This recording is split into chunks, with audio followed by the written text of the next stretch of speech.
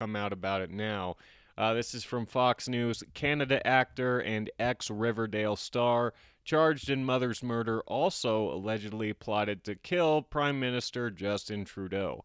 Sentencing hearings for the Riverdale actor Ryan Grantham are to wrap up Wednesday. Why not? We'll talk about this. It has to do with the world of movies a little bit. Apparently, this guy was a big-time Hollywood star, starring in such blockbusters as Diary of a Wimpy Kid. No, he wasn't a lead man or anything like that, but he was a child actor. I think he was in his early 20s. He's 24 now. So he'd have been 22 when this happened. And apparently he's been acting since he's been in a week that's expected to wrap up. I forget they always repeat themselves in that first paragraph there. Ryan Grantham, who played Jeffrey Augustine in the hit CW series, has already admitted to shooting and killing his mother, 64-year-old Barbara Waite, in the back of the head while she played piano inside their townhouse in the community of Squamish in British Columbia. He pleaded guilty to second-degree murder charge in March, downgrading the initial charge from first-degree murder. Pretty crazy story. Always not super shocking when a child star kills their mother. Not that it's happened before, I don't think, but it would make sense if it happened more often, because they're basically pimping their kids out to be like circus monkeys or something like that. But according to this article and a couple of other little pieces I read on the story, this hasn't been like a major top couple movies and things like that, even though he wasn't like a lead guy. Just his name being in there, they're going to talk about this a little more. Whenever a Walking Dead extra is involved with like trying to kill the president, they're going to talk about it more than the other people that are involved with trying to kill the president. I'm pretty sure it was Obama. I can't remember exactly when that happened. And it's a slow news day, so that's why they're talking about this. The trial is going on. Obviously, this happened back in March of 2020, pre-pandemic. This guy apparently was plotting some kind of massive terrorist attack, and he didn't want his mother to be there to have to go through what he was going to put her through. And part of that terrorist attack included killing Justin Trudeau. Now, I don't know all the details of the story, and I don't know how the legal system works in Canada. According to this, he's going to be eligible for parole in like 18 years, even though he's getting a life sentence, which is the mandatory for second-degree murder, I guess, and I don't exactly know the difference between. He allegedly left his mother's body where it had fallen in the shooting, covering it with a sheet and placing a set of rosaries and candles by the piano. Well, that's dangerous. He's going to burn the fucking house down. Grantham tested a Molotov cocktail in the remote area before embarking on his road trip. His sister was the one to find the body on April 1st after their mother stopped answering texts and calls. So, basically, this is just a classic story of child actor gone crazy, right? We hear about that quite a bit. I think this is just another classic case of this, though. And instead of, overdosing or, doing something ridiculous in that sense, he, killed his mother and then plotted terrorism. I'm kind of surprised that this wasn't a bigger deal. And also the 3 guns surprised me because this is Canada. And I think they just announced that they're going to try to go after the guns harder than they already have. I think they're already not as accessible there. So it's kind of crazy that, it sounds like if this guy hadn't have pussed out, he could have really done some damage with what he had loaded up in his car. So, yeah, could have been a big deal. Wasn't, but since he's kind of a TV star, they're treating it now as though it's a big deal. Let's see. We got 2010. He was in Diary of a Wimpy Kid. That's probably his biggest movie project. Becoming Redwood, 2012. Never saw that. The Carpenter's Miracle. Never saw that. 2013. Barricade, 2012. The 12 Disasters, 2012. Smart Cookies. A whole lot of B-movie productions, it seems like. But some of these do have actual Hollywood stars, and I'm sure they were full productions and everything like that. So he was on his way to becoming a B-list actor for the rest of his life if he would have kept on this track. But, he went a different way. Now he's going to have to wait 18 years. We'll see what happens. Maybe he comes out reformed and then wants to become, an actual Hollywood star, not just a B-list celebrity. So, yeah, that's that story. A little interesting. Slow news day, so might as well throw that in there because it has to do with movies. Just one franchise, really. Diary of a Wimpy Kid. Here's another big story that came out today. Hold on, if this ad would go away. I kind of get the ads on videos, but Variety's been putting these timed ads in front of the articles too, which I guess is a good way to do it, because most people aren't going to pay the subscription, so if you put a paywall up, you're just going to lose readers. You're not actually going to make any money, but if you force people to actually sit through an ad that they might actually accidentally click on, that's a good idea. So more power to them, I guess. As irritating as it is, I would rather have to sit through ads and pay for shit. Freeloader. 3 Avatar The Last Airbender animated films are in development at Paramount and Nickelodeon. Not to be confused with James Cameron's blockbuster Avatar franchise, the upcoming films are based on Avatar The Last Airbender, the anime-influenced TV series about a boy who can manipulate water, earth, fire, and air. The popular animated show aired on Nickelodeon from 2005 to 2008 and inspired a spin-off titled Legend of Korra, as well as an upcoming live-action show on Netflix. 2005 to 2008, childhood. So that's interesting. Paramount, who made the announcements at the Annecy. See, we talked about this film festival yesterday, too. I should at least know how to pronounce it, because apparently we're going to be getting news stories from it for as long as it goes. I don't know if it's almost over or what. The Annecy International Film Festival, the Annecy International Animation Film Festival did not share plot details about the forthcoming trilogy. Lauren Montgomery, who worked on Avatar The Last Airbender, is directing the still untitled film, the first of 3 standalone stories that are in the works. Co-creators Brian Konietzko and Michael DiMartino will produce the Avatar movies with Eric Coleman. So it seems like I clicked on those names earlier. I think it's just everybody that worked on the TV show coming back. A series of animated movies that it seems like aren't going to be made for TV. These are actually going to be theatrical released movies, like the Bob's Burger thing we just saw, or Paw Patrol also came out last year. I think it's a good move for a series like this. I'm just kind of curious as to how they're going to do it. I did watch the show quite a bit, but I don't remember a whole lot of it. Is it going to be the same exact story, just on another, like the same characters, everything like that we already know? Or are they rebooting it? I imagine that they're basically just reusing all the stuff that we already know. That would be a good way to do it in my mind, but they could change up the animation, do something like that. They do that with a lot of animated series over time. They'll bring it back in a different way with new voice cast, everything like that. I don't know what's happening necessarily on that front with this, but it is interesting because we know about the live-action show that's coming on Netflix. So to see a different studio working on the same property, but just in a different media, they're probably doing the movie thing because Netflix is already doing the TV show.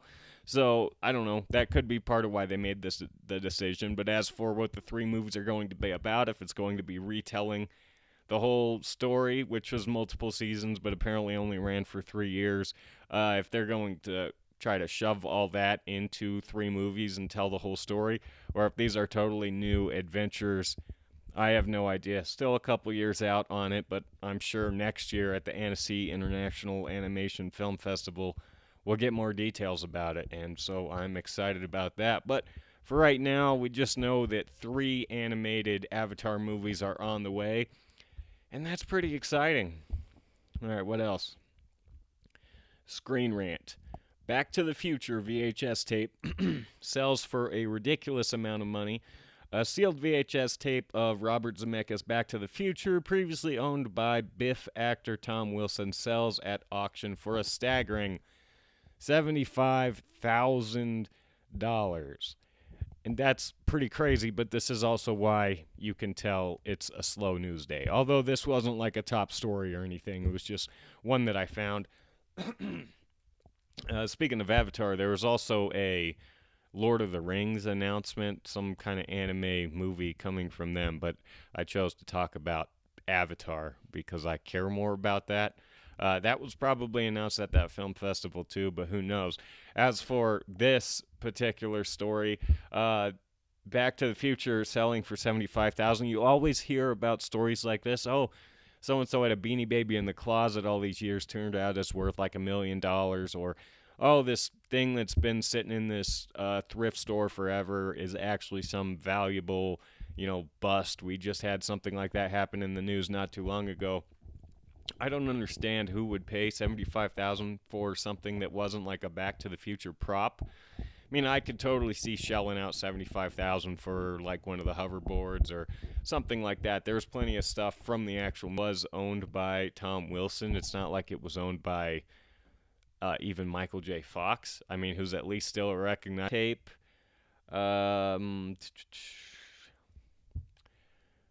Back to the Future quickly became a cult classic and one of the most beloved sci-fi films of all time.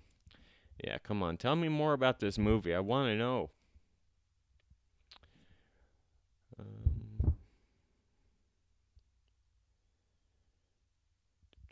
In 1986, Back to the Future released on VHS with a price tag of $79.95. Damn, is that right? Movies used to cost $80? Well, I guess if you adjust for inflation, that would be like 75,000 or whatever it was today. Probably not. An original copy of the Back to the Future sold for a hefty amount, as KTLA reports. A sealed VHS tape of the films held by Texas-based Heritage Foundation, or Texas-based Heritage Auction. The movie was previously owned by Biff Tannen actor. Yeah, just repeating itself. Other titles also included The Goonies, which sold for $50,000. There was Jaws, a promotional copy of the original Top Gun, and Ghostbusters. Okay, so this was the first auction of this kind, first auction from this company. And so more than likely, there was a bunch of high rollers, if you will, collectors that were just trying to make this like some kind of big event. Because the next auction that they have now is going to be flooded, because there was movies that went for over 50 grand, 75 grand at this last one. So they're going to use this to get a bunch of people, or to drum up excitement for the next one. At least that's my opinion.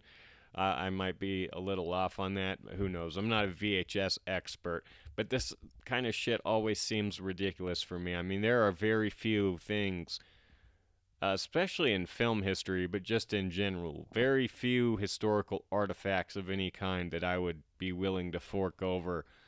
I mean, that's like what, for a normal person, that's probably like a couple years' salary, at least. I don't know what the average salary is right now. But yeah, that's crazy. And like I said, I don't think the Biff actor adds as much provenance to it to make it go up that high.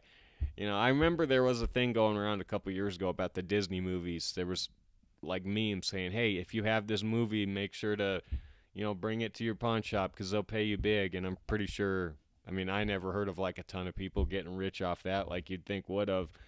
So who knows? I don't know. Maybe it is worth some money and I'm just being naive. Well, what if the person that bought it opens it and watches it and then realize that this movie probably wasn't worth it? That would be my guess is what's going to happen, but who knows. We also got this from The Hollywood Reporter. Melissa McCarthy, Hugh Grant. Damn, dude, I cannot read. I got to go to bed. Melissa McCarthy and Hugh Grant are among A-list cast for Jerry Seinfeld's Unfrosted, the Pop-Tart story.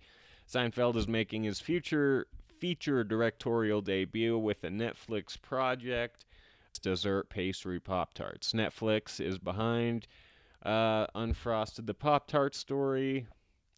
Cast includes Melissa McCarthy, Jim Gaffigan, Amy Schumer, Hugh Grant, James Marsden, Jack McBrayer, Tom Lennon, Adrian Martinez, Bobby Moynihan, Max Greenfield, Christian Slater, and Sarah Cooper. Seinfeld, who worked with the streamer on his 2020 stand-up special 23 Hours to Kill, will also be starring in the film. Kellogg's and Post, sworn cereal rivals, race to create a pastry that will change the face of breakfast forever. A tale of ambition, betrayal, sugar, and menacing milkman. Seinfeld will direct from a script he wrote with Spike Ferenstein, Andy Robin, and Barry Marder.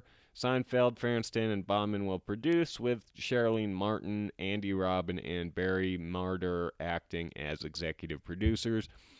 I clicked on the names earlier. Those are obviously all people that he's worked with in the past on Seinfeld.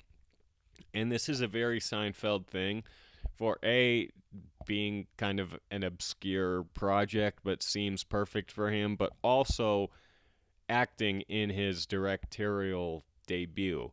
I'm actually pretty excited about it. I'm glad that shit like this is going to Netflix now. You know, we got the announcement yesterday about that high-budget romantic comedy that they're doing.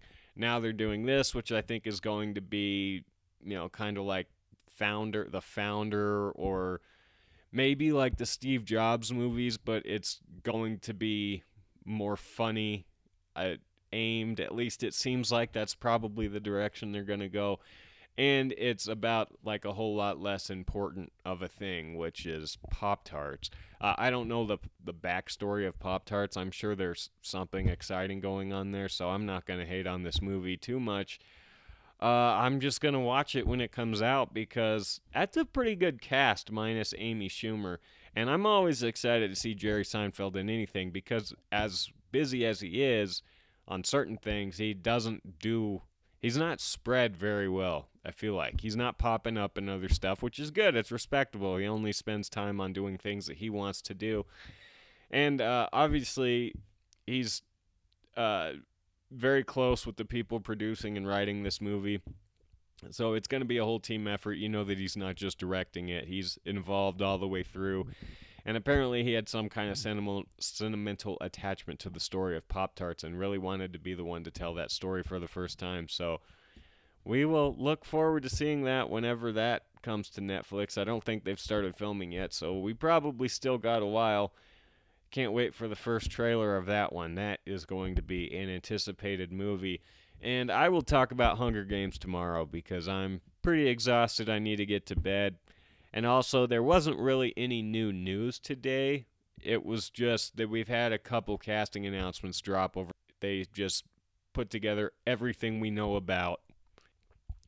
Whenever there's been a slew of announcements, they put it all together and catch everybody up on the announcements that came out way before and the ones that just came out. They're pretty cool articles, and I was just going to go over one of those because, like I said, slow news day. But I'm not. I'm just going to hit the hay. So, might be on way late to do a Buzz Lightyear spoiler. But I don't know. We'll just see what happens. Probably midnight movie talk, but we'll see. Until then, thanks for watching. Bye.